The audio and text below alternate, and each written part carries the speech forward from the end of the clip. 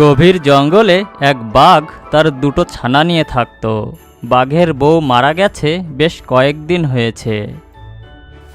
দিনে বাঘ শিকারে বের হতো তার আর তার ছানাদের পেট ভরানোর উদ্দেশ্যে।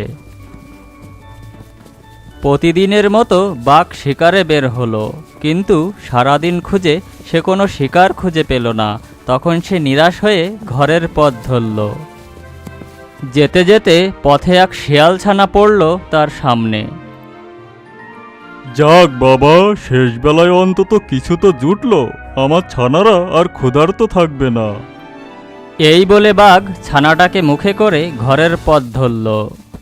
না না, এ তো আমার ছানাদের বয়সী, একে কি খাওয়া উচিত হবে? তাছাড়া একে খেয়ে তো আমার পেটও ভরবে না। তার থেকে আমি একে আমার ছানাদের সাথে রেখে লালন পালন করে বড় করব। বাঘের ছানাদের সাথে শিয়ালের ছানাও থাকতে লাগলো। আর এভাবে বাঘ ছানা ও শিয়াল ছানা একসাথে বড় হতে লাগলো। কিন্তু বাঘের মনে সবসময় একটা ভয় কাজ করে। আমার ছানারা শিয়ালের ছানার কোনো ক্ষতি করবে না তো?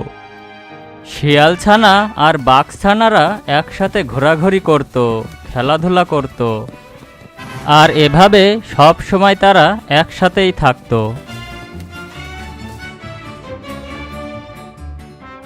একদিন শিয়ালের সামনে এক হাতি এসে পড়ল। বাঘছানারা একটু পেছনে ছিল। শিয়াল এই দেখে খুব ভয় পেয়ে গেল, তবুও মনে সাহস নিয়ে সে বলল, এই কে রে তুই? কি, তুই আমাকে চিনিস না? আমি হাতি, এই জঙ্গলের রাজা। হা হা হা হা হা। তুই চুপ কর, জঙ্গলের রাজা তো সিংহ। তুই কিভাবে জঙ্গলের রাজা হলি? এই, তুই কি বললি আমাকে? দেখবি মজা। এই বলে হাতি শিয়ালকে তাড়া করল।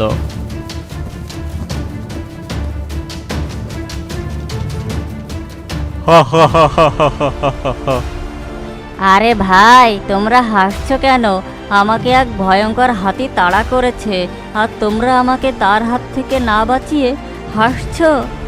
দেখো, তুমি ভয় পেও না, আমরা তার সাথে মোকাবেলা করব।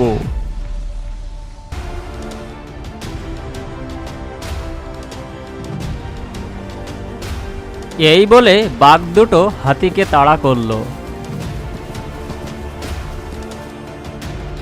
আর ফিরে এসে বলল, দেখলে তো কিভাবে পালালো? ভয় পেলে পেয়ে বসবে, আর ভয় দিলে পালাবে। বাবা, ভাই কেন এত ভীতু স্বভাবের? মানে মানে আজ এক হাতি তার সামনে পড়েছিল, আর ভাই তাকে দেখে দৌড়ে পালাচ্ছিল। কিন্তু যখনই আমরা হাতিকে তাড়া করলাম, সে কিন্তু আমাদের ভয়ে পালিয়ে গেল। থামো থামো, তোমরা এত উতলা হয়েও না। যাও, তোমরা দুজন ভেতরে যাও। না বাবা, এসব ঠিক না। তারা দুজন আমাকে অসহায় অবস্থায় দেখে ঠাট্টা করেছিল, হাসাহাসি করছিল। না বাবা, তুই তাদের কথার আলাদা মানে ভেবেছিস। তারা বাঘের ছানা, তাদের স্বভাবই এমন। তারা যখন হাতিকে তাড়া করলো, তখন তো তুই সেখানেই দাঁড়িয়েছিলি। এই সাহস তাদেরকে আল্লাহ দিয়েছে। আমি তাদের দুজনকে ছাড়বো না, আমি তাদের মেরে ফেলবো। তারা আমাকে অনেক অপমান করেছে। কি, তুই আমার ছানাদের মারবি? কেন মারবি তুই ওদের? তুই ভীরু কাপুরুষ, তোর মধ্যে কোনো সাহস নেই। আর আমার ছানারা সাহসী, শক্তিশালী, ঠিক আমার মতো আমার ছানারা। তাহলে আমি কে? আমি কি তোমার ছানা নই? না, না মানে? তুই হলি একটা শিয়ালের ছানা।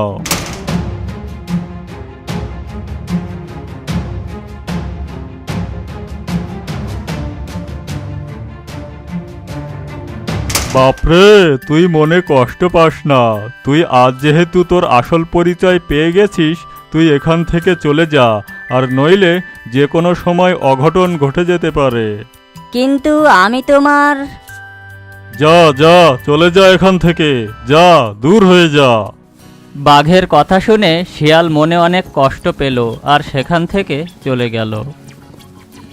অন্য প্রজাতির পশুকে নিজের সাথে রেখে লালন পালন করে তাকে নিজের মতো করে যতই তুমি গড়ার চেষ্টা করো, সে কখনো তোমার মতো হবে না। কারণ তারও একটা নিজস্ব পরিচয় আছে, তার নিজস্ব জাতি আছে, আর সেজন্য শিয়াল কখনো বাঘ হতে পারে না। অনেক দিন আগের কথা, যে সময় বিড়াল আর বাঘ একসাথে থাকতো। বিড়াল ছিল বড় ভাই আর বাঘ ছিল ছোট ভাই। বিড়াল শিকার করে আনতো আর বাঘ তা মজা করে খেত। একদিন বনের ভেতর বাঘ আর বিড়াল একসাথে ঘুরে বেড়াচ্ছিল। ঠিক তখন তারা দেখল একটা হরিণ সেই পথ দিয়ে যাচ্ছে।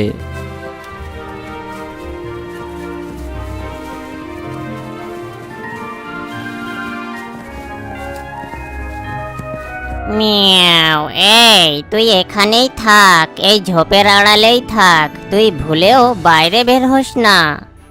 ঠিক আছে ভাই, আমি বাইরে বেরোবো না। জানিস তো তোকে কেন বাইরে যেতে বারণ করছি? তুই তো হরিণের কিছুই করতে পারবি না, উল্টো তোর কারণে সে পালিয়ে যাবে। তুমি যাও, শিকার করো, তারপর আমি এখান থেকে বেরিয়ে মাংস খাবো। ঠিক আছে, তুই ব্যস্ত হোস না। এই বলে বিড়াল হরিণের পেছন পেছন গেল আর সুযোগ বুঝে হরিণের উপর ঝাঁপিয়ে পড়ল। আর হরিণ ছটফট করতে করতে মারা গেল। বিড়াল তখন বাঘকে ডাকলো। মিয়াও মিয়াও, এই আয় আয়, দুজন মিলে মজা করে হরিণের মাংস খাবো। বিড়ালের কথা শুনে বাঘ ঝোপের আড়াল থেকে বেরিয়ে এলো আর দুজন মিলে মজা করে হরিণের মাংস খেলো। বাঘের মনে কিন্তু অনেক কষ্ট ছিল, কারণ সে নিজে শিকার করতে পারত না। তার বড় ভাই বিড়াল শিকার ধরে আনতো আর দয়া করে তাকে খেতে দিত। একদিন সকালে বাঘ বিড়ালকে বলল, ভাই ভাই, জানো আমি না আজ অনেক বড় একটা শিকার দেখে এসেছি। সত্যি বলছিস? কোথায়? আমরা যে বনে আছি এর পাশে একটা নদী আছে না, তার ওপারে। কিন্তু আমি তো সাঁতার জানি না, আমি নদীর ওপারে কিভাবে যাব? আমি তো সাঁতার জানি, তাই না? তুমি আমার পিঠে বসবে, আমি তোমাকে নদীর ওপারে নিয়ে যাব। ঠিক বলেছিস, আমি তোর পিঠে বসেই পার হব। তা তুই আমাকে শিকারের নামটা বলতো, কে সে? সেটা হলো একটা বড় হাতি। কি কথা শোনালি তুই? হাতি? সেটা খেতে তো 1 সপ্তাহ সময় লাগবে। মিয়াও। হ্যাঁ, তুমি ঠিক বলেছ। এই বলে দুই ভাই চলল নদীর দিকে। নদী পার হওয়ার সময় বিড়াল বাঘের পিঠে বসলো আর দুজন একসাথে চলল হাতি শিকারের উদ্দেশ্যে। নদীতে চলতে চলতে বাঘ বিড়ালকে বলল, হু হু ভাই, আমি আর পারছি না, এখন আমি কি করব বলো? আমি তো ডুবে যাচ্ছি। ইয়া, তুই কি আমাকে নদীতে ডুবিয়ে মারবি নাকি? আমার তো মনে হচ্ছে তোমাকে পিঠে নিয়ে আমি ওপারে যেতে পারবো না। দেখ, এমনটা করিস না। যত কষ্টই হোক, তুই আমাকে নদীর ওপার পর্যন্ত নিয়ে চল ভাই। তাহলে আমি একটা কথা বলবো, করবে সেটা? কি বল? আমাকে শিকার করা শিখিয়ে দাও না।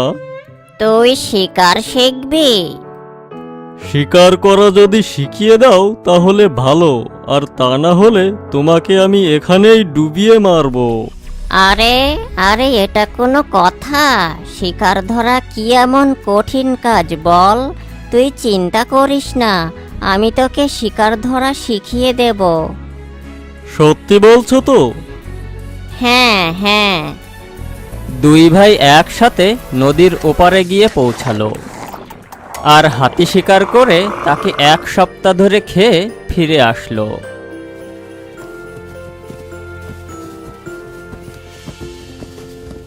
নদীপথে ফেরার সময় বাঘ পুনরায় বিড়ালকে মনে করিয়ে দিল শিকার শেখানোর কথাটা। আমি তোকে কথা দিয়েছি না, তা আমি রাখবো, তুই এত ব্যস্ত হোস না। পরদিন সকালে বিড়াল বাঘকে শিকার ধরার বিভিন্ন কৌশল শেখালো। কিভাবে পা চেপে চেপে হাঁটতে হয়, কিভাবে পশুর উপর আক্রমণ করতে হয়, আক্রমণের সময় কোথায় ধরতে হবে, ইত্যাদি ইত্যাদি। 2-4 দিনের ভেতরে বাঘ বিড়ালের কাছ থেকে শিকারের সব বিদ্যা শিখে ফেলল। আর সেদিন বাঘ একটা শিয়াল শিকার করলো। তুই শিয়ালের পেটে কেন কামড় দিলি? তার গলায় যদি ধরতিস তাহলে সেটা হতো শিকারের সঠিক পদ্ধতি। আরে আমি ওর পেটে কামড়েছি বলে রক্ত বেরিয়ে সে মারা গেছে, গলায় ধরলে কি এত রক্ত বেরোতো? গলায় কামড়ে শিরা কাটতে হয়, তাহলে শিকার পালাতে পারে না, বুঝলি? আমি যেটা করেছি সেটা তো ভুল নয়। সম্পূর্ণ ভুল, শিকার এভাবে করা যায় না। তুমি আমাকে বেশি জ্ঞান দিতে এসো না, আমি যা করেছি ঠিক করেছি, আমাকে শেখাতে হবে না, বুঝলে? ভুল করারও করেছিস, আবার বড় বড় কথা বলছিস, দেখবি।